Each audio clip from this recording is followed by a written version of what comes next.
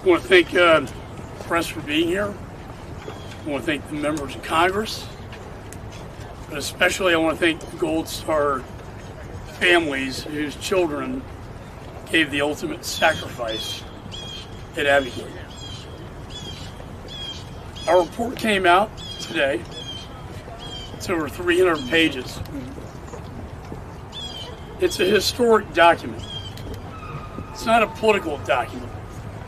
It was a document designed to get to the truth.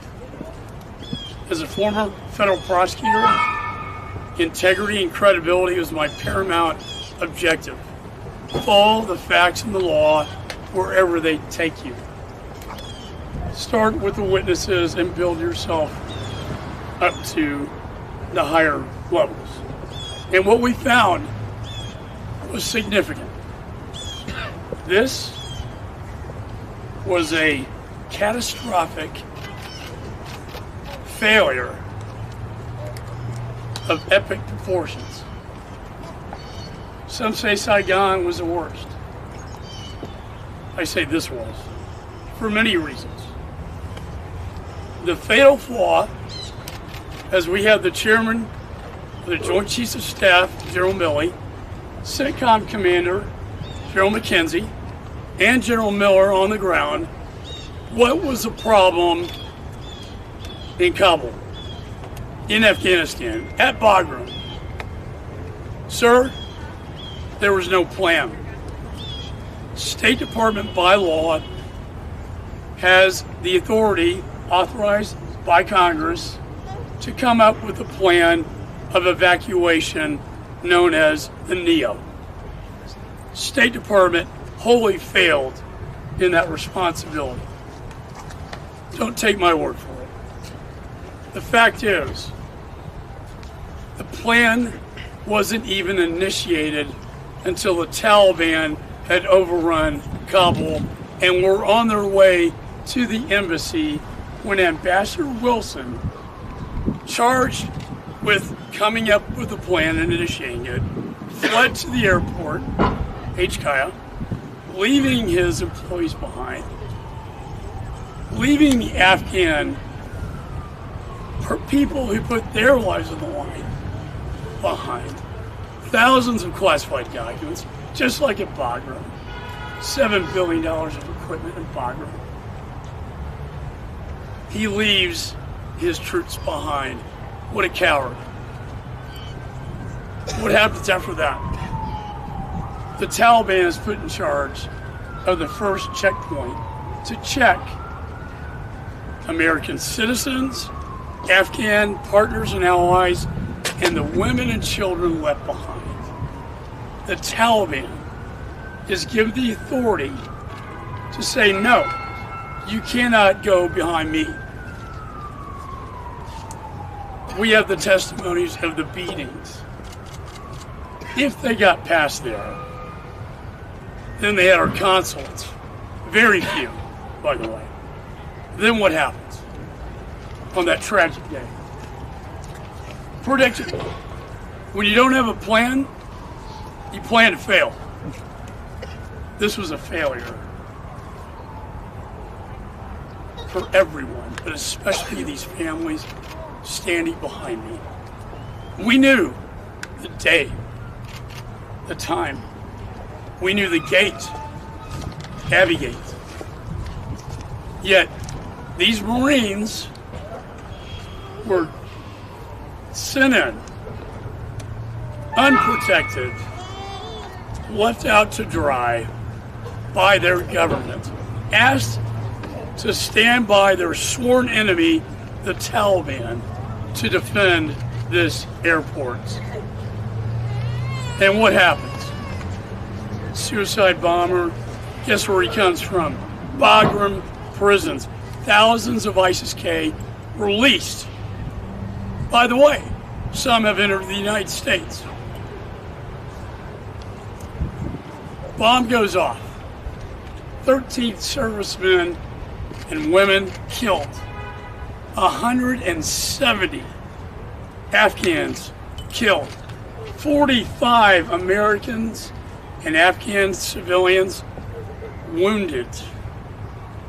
And the sad thing is, it could have been prevented if we just had a plan. It could have been stopped. Nothing will take back their children's lives. Yes, they will be receiving a gold medal, congressional gold medal tomorrow, well deserved, on behalf of their children and loved ones, posthumously.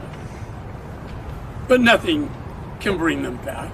It was one of the deadliest attacks in 20 years because there wasn't a plan.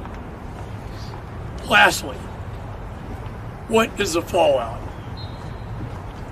Saigon? No, this is worse. What happens after Afghanistan falls? Weakness is projected around the globe. Our enemies and adversaries see weakness, not strength. The Russian Federation, within months, moves into Ukraine because they see this is their moment. Then the unholy alliance with Chairman Xi, China, threatening Taiwan and the Pacific together. Then, in the Middle East, the Ayatollah raises his ugly head with his proxies Hamas, Hezbollah, Houthi rebels, all as a result of Afghanistan. It all goes back to Afghanistan. Finally, where a failed foreign policy meets a broken border policy at our borders, 8 ISIS enter the country, now under detention by the FBI. I was a federal prosecutor, counterterrorism. There's also a ISIS ring of 400 people being smuggled into the United States. So it comes full circle back to the United States. I went in with this. This is not political. It took me 2 years. The first year was wasted by the Democrats. They didn't do one thing. I started this.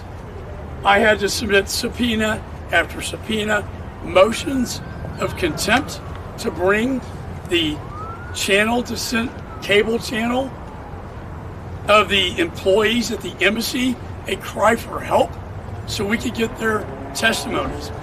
Secretary Blinken, to this day, refuses to take one day out of this month to come before the American people and these families. But he doesn't have time. Just like Joe Biden didn't have time on his watch at Dover. I don't have time for this. This is a disgrace.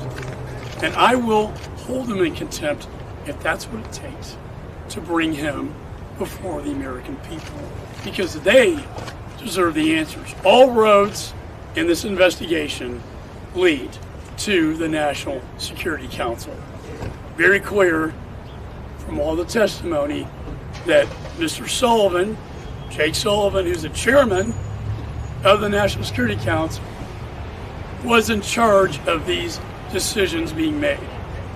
That takes our investigation right into the NSC and right into the White House itself. I intend to continue this investigation after the election, not in a partisan way, but because the American people deserve the truth, so that this never, ever happens again. So with that, I want to give families some time to speak. Jim McCaul, father of Riley McCaul, and then after that we'll hear from Mr. Brian Mast. Talk, the veterans, for God's sakes, was it worth it? PTSD they go through, and now this. I want to thank Brian Mast, chairing the Oversight Committee. Phenomenal.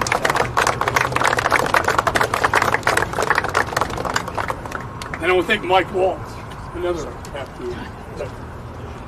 Thank you. So with that, we'll hear from the families.